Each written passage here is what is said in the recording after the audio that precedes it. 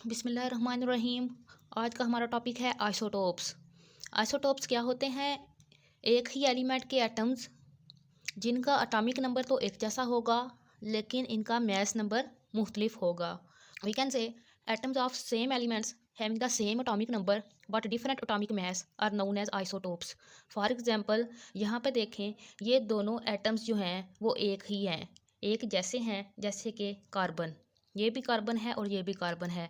अब इनका atomic number तो एक जैसा है, यानी कि सिक्स इनका एटॉमिक नंबर है, लेकिन इनका मास नंबर डिफरेंट है। इस कार्बन का मास नंबर 12 है, इस कार्बन का मास नंबर 14 है। तो हम कह सकते हैं कि ये दोनों जो हैं वो कार्बन के आइसोटोप्स हैं। इसी तरह हाइड्रोजन के भी 3 आइसोटोप्स होते हैं, जैसे कि हाइड्रोजन 1 जिसको प्रोटियम कहते हैं, हाइड्रोजन 1 and 2 जिसको ड्यूट्रियम कहते हैं, और हाइड्रोजन 1 और 3 जिसको ट्रिटियम कहा जाता है। हम बात करते हैं रेडियो आइसोटोप्स की। Radio isotopes basically nuclear chemistry के अंदर यूज़ किए जाते हैं, और इनको जनरली प्रिपेयर किया जाता है न्यूक्लियर रिएक्टर के अंदर। जिन फॉर एग्जांपल, अगर हम न्यूट्रॉन की बम्बार्डमेंट करवा दें न्यूक्लियर रिएक्टर के अंदर, तो ये रेडियो आइसोटोप्स प्रोड्यूस होते हैं। फॉर एग्जांपल, हमने फ्लोरीन 18 लेना है, तो इसके लिए हम क्या करेंगे, लिथियम के ऊपर न्यूट्रॉन्स की बम्बार्डमेंट करवा देंगे।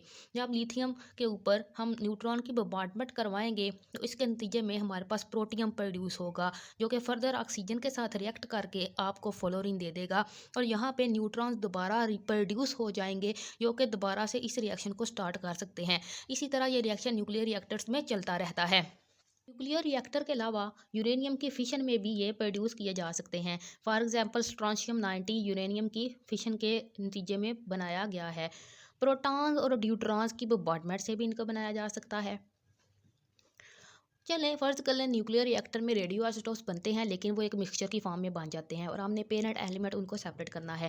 तो उसको सेपरेट करने के लिए हम डिफरेंट टेक्निक्स यूज़ करते हैं, और वो टेक्निक्स होती हैं एक्सट्रैक्शन, वोलेटाइजेशन भी कर सकते हैं, इलेक्ट्रो डेपोजिशन भी कर सकते हैं, आयन एक्सचेंज के ज़रिए भी इसको कर सकते हैं, प्रेसिपिटेशन टेक्निक है, इसके ज़रिए भी आप इनको पेरेंट एलिमेंट को सेपरेट कर सकते हैं।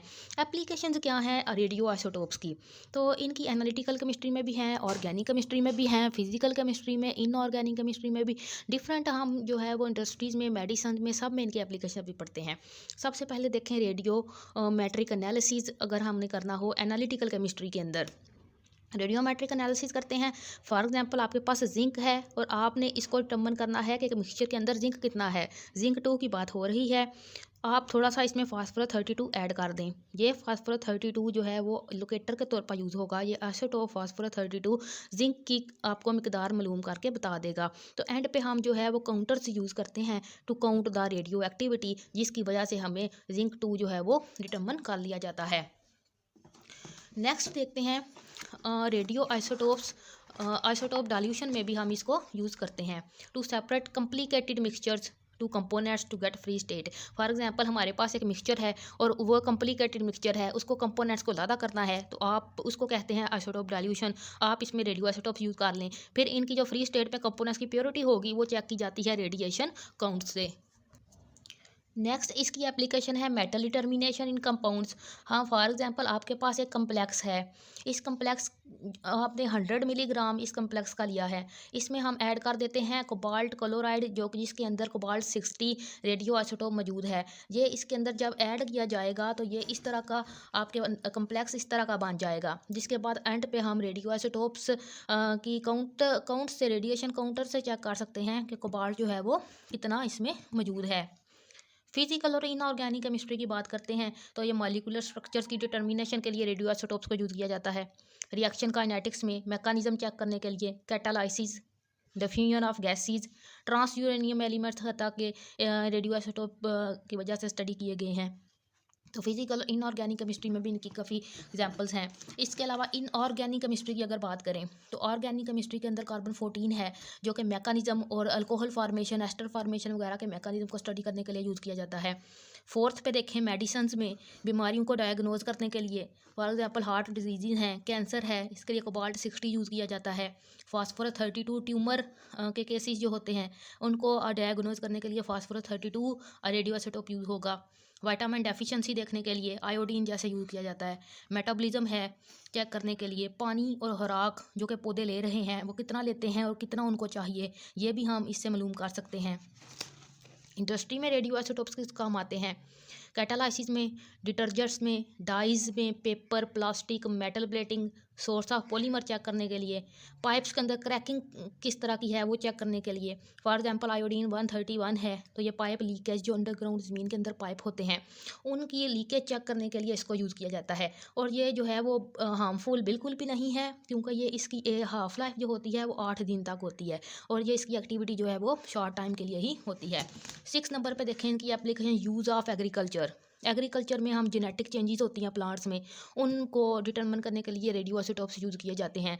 अब फ्यूचर में क्या किया जा रहा है, फलों और सब्जियों को महफूज बनाने के लिए भी रेडियो आइसोटोप्स जो है वो ढूंढे जा रहे हैं कि हम एक लॉन्ग जो है वो एक पीरियड के लिए सब्जियों को महफूज कर लें। अभी तक इस पर काम हो रहा है। दैन 7 पे है वेरी इंपॉर्टेंट रेडियो डेटिंग या रेडियो आइसोटोप डेटिंग। इसमें यूज़ होता है कार्बन 14। इसमें आपने डेड बॉडी की एज, फॉसल्स की एज वगैरह देखनी हो तो इससे हम देख सकते हैं। कार्बन 14 यूज़ होता है, इसकी हाफ लाइफ होती है 5568 ईयर्स, ठीक है।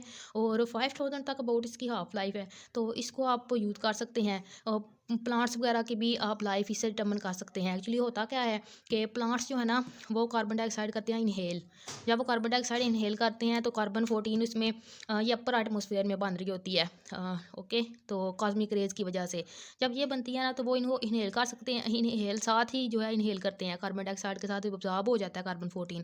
जब उनको खाते रहते हैं, जब प्लांट्स डेड हो जाते हैं एंड पे, जब वो डेड हो जाएंगे तो फिर ये वहाँ पे इनके ये प्लांट्स के अंदर कंज्यूम होता रहेगा। तो इसकी हाफ लाइफ इतनी ज़्यादा है जिसकी वजह से 5000 ईयर्स है। तो इसकी वजह से हम प्लांट्स की जितना भी पुराना जो है वो पौधा होगा उसकी हम एज जो है वो चेक कर सकते हैं। इससे मोनोमैट्स वगैरह की एज वगैरह भी जो है वो हाफ लाइफ वगैरह डिटर्मन की गई है, जिसकी वजह से नोबेल प्राइज़ भी मिला हुआ है। अब ये 14 कार्बन 14 कॉस्मिक रे की वजह से न्यूट्रॉन की बाडमेट से जो प्रोड्यूस होती है एटमॉस्फेयर में वो इस तरह होती है कि नाइट्रोजन प्रोड्यूस होती है एयर में, एटमॉस्फेयर में नाइट्रोजन जब बाडमेट होती है इसकी कार्बन 14 के अंदर कन्वर्ट हो जाते हैं। ज़्यादा करेंगे तो फिर आपके पास ज़्यादा मकदार में ये बन जाएगी। बेसिकली ये हेल्प करती है कार्बन डेटिंग इन एस्टेब्लिशिंग हिस्टोरिकल फैक्ट्स। इसके अलावा आप देखें कार्बन डेटिंग के लिए जो है एक एमसीक्यूज आपके पास है। कार्बन 12 है, ये इनएक्टिव है आइसोटोप, लेकिन कार्बन 14 जो इसका आइसोटोप है कार्बन का ये एक्टिव है, ये कार्बन डेटिंग में यूज़ होता है। ये बड़ा एमसीक्यूज आता है कि कार्बन 12 यूज़ होगा कार्बन डेटिंग में या कार्बन 14 यूज़ होगा, तो कार्बन 14 जो है वो यूज़ किया जाता है। एमसीक्यू है which is used in determining the zinc 2, phosphorus 32, iodine 131, sodium 23, carbon 14। तो जिंक 2 को अभी हमने पढ़ा डिटरमाइन करने के लिए फास्फोरस 32 यूज़ किया जाता है।